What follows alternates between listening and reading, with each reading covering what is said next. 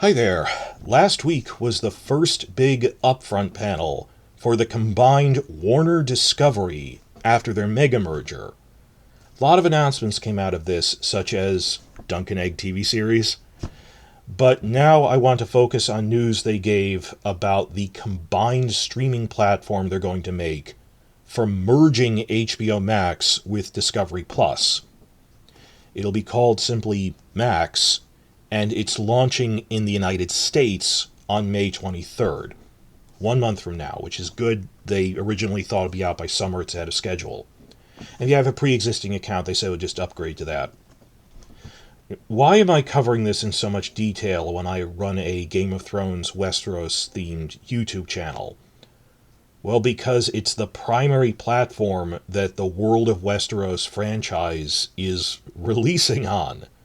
We're dependent on them. When they do well, we do well. We get more spin-offs greenlit. We get season extensions. You're saying, oh, well, I pirated it. It doesn't affect me. It affects whether they greenlight shows you steal or not. So yeah, it affects you. And some people going, oh, well, cutbacks were happening for other things. Other shows were getting cutbacks to prioritize the Westeros franchise. They're focusing on their major franchises because they're their major cash cows. And I like to hope that the green light for Dunk and Egg helped dispel all the doom and gloom about, oh, they're cutting this. They were cutting other stuff to make room for this.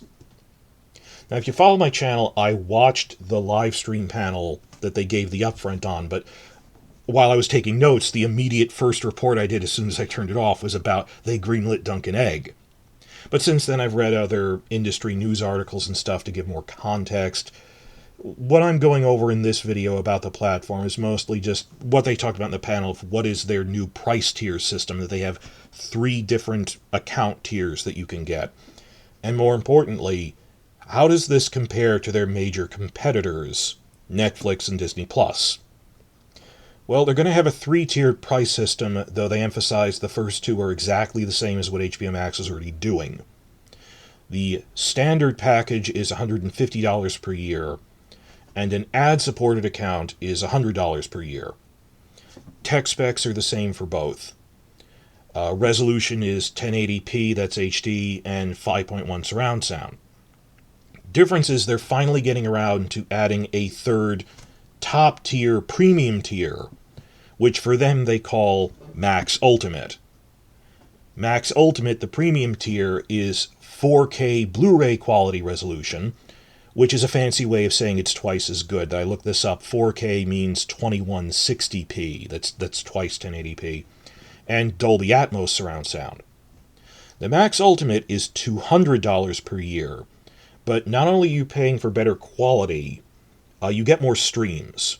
Though actually all 3 of these streamers do this. Netflix and Disney Plus also do it. I didn't know this, that I have a standard account right now, that standard actually comes with 2 simultaneous streams, that you can have 2 streams, 2 devices watching different things in your house at the same time on that account, if you're sharing your password or something. But for all 3 of them, the premium package, you get 4 streams. And even ignoring, well, it's already 2, they increased it to 4, it's twice as many streams. That the premium package is really kind of meant to be the friends and family package. That you're like sharing it with your brother's family's household or something. And because you're sharing it, you would split the cost down the middle. So you see what I'm saying? That while it's $200, it's kind of meant to be shared. So in theory, if you're sharing it with like your brother's household, each of you is only paying $100. So you're paying $100 each, the same as the ad-supported tier, but you're getting 4K quality. That's the plan anyway, and they all do this. Which, of course, leads into the main section here. How does this plan compare to what Netflix and Disney Plus are doing? Well, all 3 have the premium tier that has 4 streams, and the tech quality is the same, 4K, all of that. Difference is pricing. And here's the weird thing. At the monthly rate, all 3 are exactly the same cost for the premium package. That Max, Netflix, and Disney, all 3 are $20 per month for the premium package. It's the annual packages where things get weird. Netflix simply doesn't have an annual discount. They only go by month. This is if you're buying it new. I mean, I've heard that they sometimes give special offers, customer rewards if you already had them for a couple of years, but I'm going by if you're buying it new. They don't have an annual package. So you end up paying $20 per month for 12 months. It's $240. Whereas Max Ultimate, they have an annual discount. They'll give you $200. Disney Plus is complicated, though, because they are a trio of services. Disney Plus, Hulu, and ESPN for sports. So when I'm making these comparisons, I think it's only really fair to compare the price of the trio against Max. Because they play this game that they go, our catalog is so big by counting all three. And then when they talk about price, they go Disney Plus, by which we mean Disney Plus in isolation, which would of course be cheaper. It's not your full catalog. It doesn't have sports in it and stuff. They play their games with that. I'm just going to spell it out here.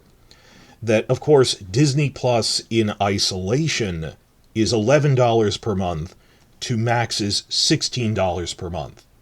You see the game here that, well, the catalog isn't as big. It's not all of your stuff. Of course, it would be cheaper. And is your annual discount comparable?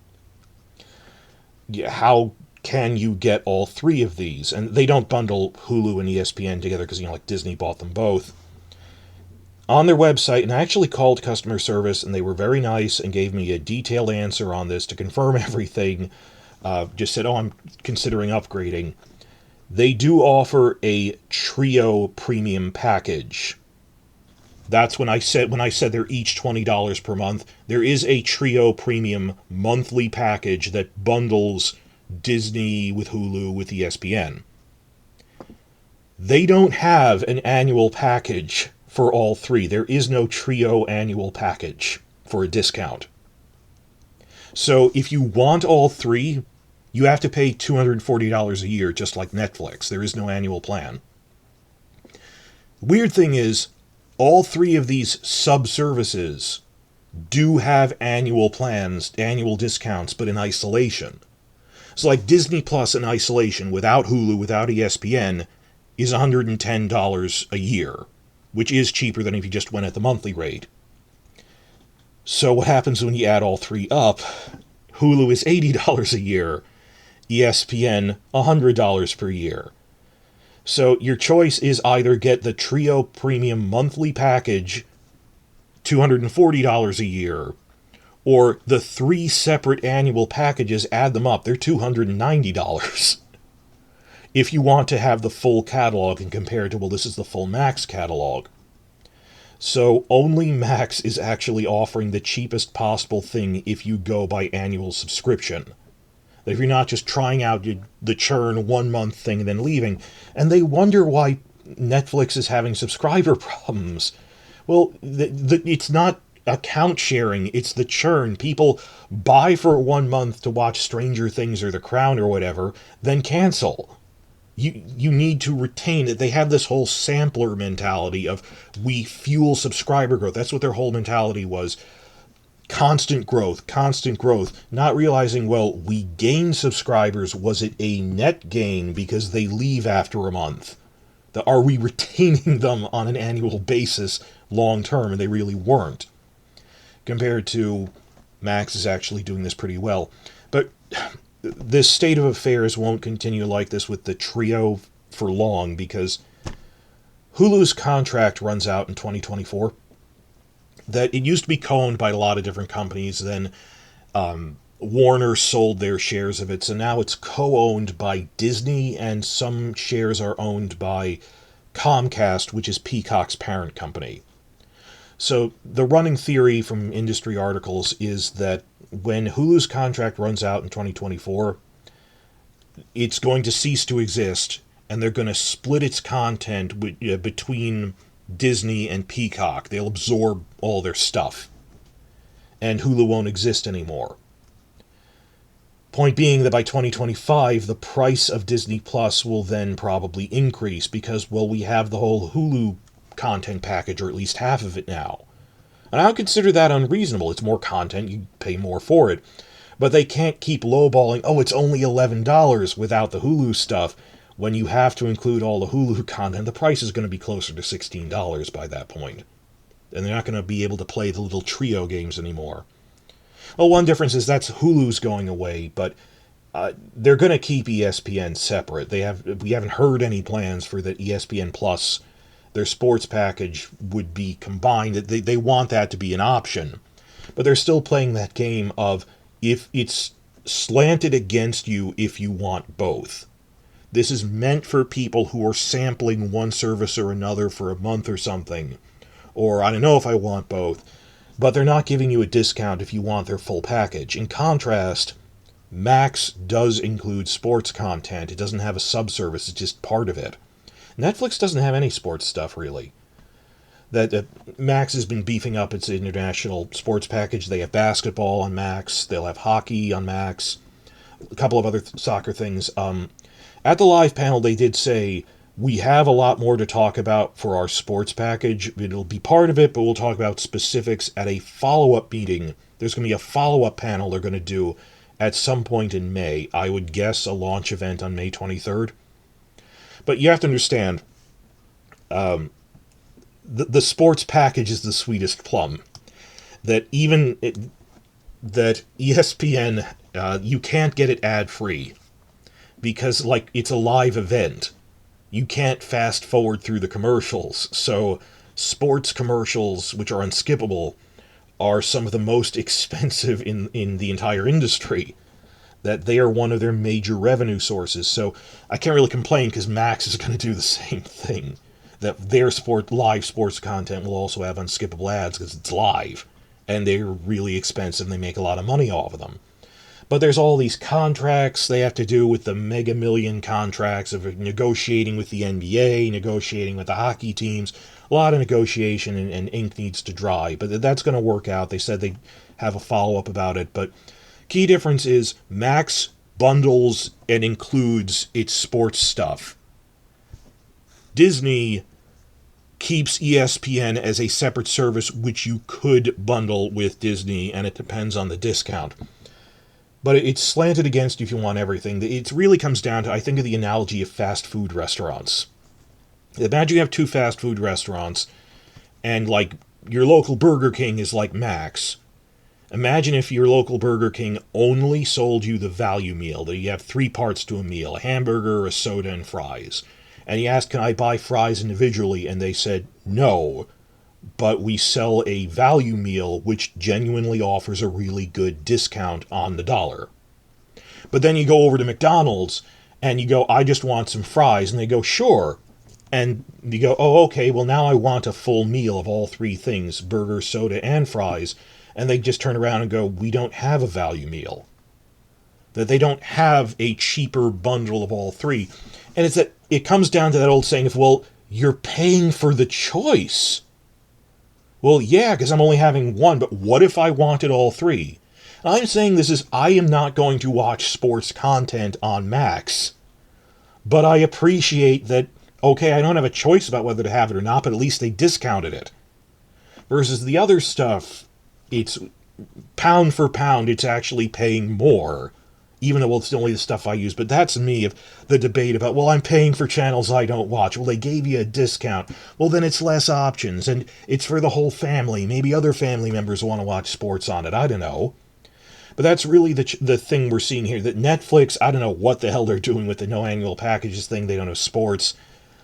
Max versus Disney, even when the Hulu thing settles, it's going to be, well, we include the sports, but we give you a discount, and the other one does not. This leads into 3 big things are going to happen by 2025. First, Hulu is going to be shut down and split between Disney and Peacock. Second, it is widely believed that despite its recent success, Paramount Plus will be bought out by Peacock because Comcast has the funds. Others are either uninterested or Warner Discovery can't afford it. That Paramount Plus seems to be setting itself up for a sale. So we started with 8 major streamers going down to Apple was number 7 and Disney Plus was number 8. Well, 9 if you include Hulu. But at any rate, we're going to be down to 6 major streaming services by 2025. There's going to be Netflix, Amazon, Disney, Max, Peacock, and Apple TV Plus. That's going to be down to 6 things, bundle or not counting ESPN, that's part of Disney, by 2025. Third thing is about internationalization for Max specifically. That HBO Max didn't have as strong of a presence as like Netflix is in every country, Disney Plus is in almost every country, and they're either there or they're not. What HBO Max did, because it was playing catch-up to pull itself up by its bootstraps, was to license a lot of its content through third-party distributors. I've been covering this as HBO Max expanded into one country or the next across the past 3 years. There were like a dozen of these things. And we'd say the earliest possible point it can expand into such and such country is when that contract runs out. All of the remaining contracts run out in 2025, so the Sky Atlantic zone, like the UK and Germany and Italy, or Canada and Australia, that's the earliest possible point that they could expand to those countries is 2025. And at the panel they said, our subscriber goal is 130 million by 2025. That's when those 3 things are going to change. That 2 of the other streamers are going to shut down and get absorbed, Hulu and Paramount Plus. And the doors are going to open into the remaining really big markets that Max couldn't get into the past 3 years. And it'll be the next big phase of like phase 3 of the streaming wars, and you could see Max pulling itself up to maybe even being the number 3 biggest thing here, depending on that, like Netflix and Disney are already hitting the ceiling on some of this. But there was other internationalization news that came out. They said we'll talk more about that at the follow-up panel, where we'll also talk about the sports stuff. But because there was recent news about that since the panel, I'm going to split that off into its own short video just to give more attention to it. So please follow me after the jump.